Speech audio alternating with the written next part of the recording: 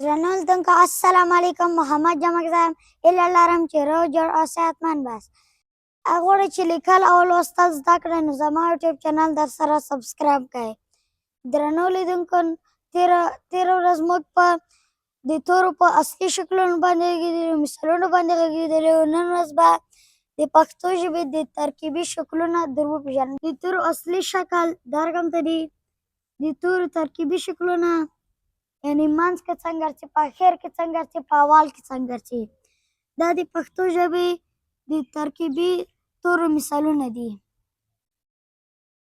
الف ماد الف په اول کې داسې استعمالیږي، په منځ کې داسې استعمالیږي او په اخر کې بیا داسې استعمالیږي. لکه احمد په اول کې الف داسې استعمالیږي، الله کې هم داسې استعمالیږي، اس هم جمال کې الف بیا داسې استعمالیږي.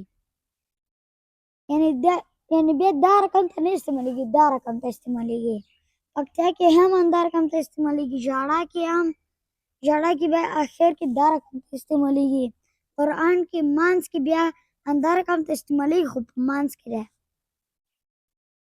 ب پ ت ټ س دا ټول یو شکل دی خو دومره دی چې ب ته یو ټکی دی، پ ته درې ټکي دي، ت ته دوه ټکي دي، ټ ته یو اړوندی غوندې دی او بل دوه ټکي دي، س ته درې ټکي دي. بس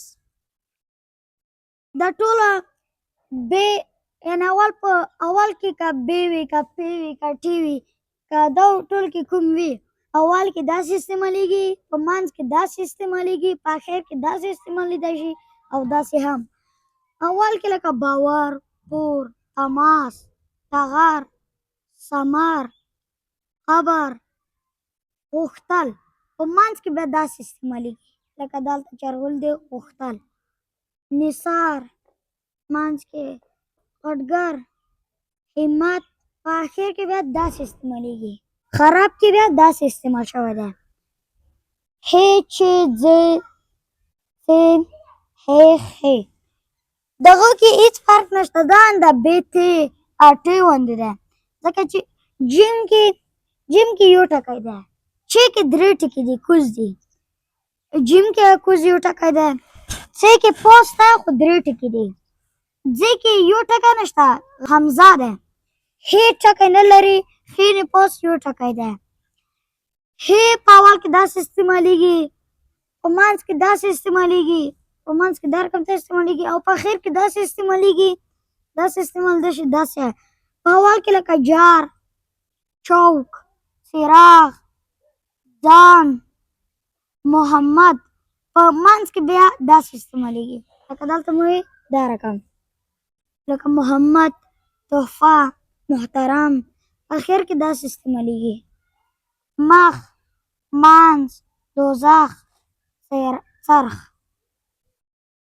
دال، ډال، زال اول کې داسې استعمالیږي، دال په منځ کې داسې استعمالیږي او په اخر کې داسې استعمالیږي. په اول کې لکه درمل، په منځ کې لکه مدیر، په منځ کې مذکر، په اخر کې داسې استعمالیږي لکه دلته کاغذ، درد، ګډ.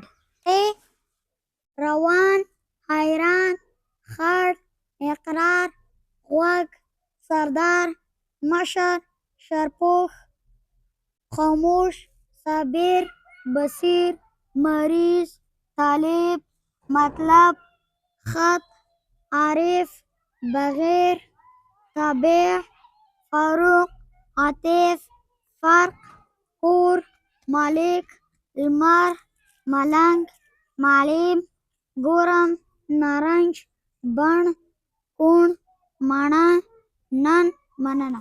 ورور، مور، لور، پړاو، هغه، مهربان، مینه، مالګه، منی، پسرلی، سړی، دوبی، یار، بشیر، خوري، لرګي، ډیر، هیواد، پاڼې، خدای، ګلالۍ، نړۍ، ولیکئ، وخورئ.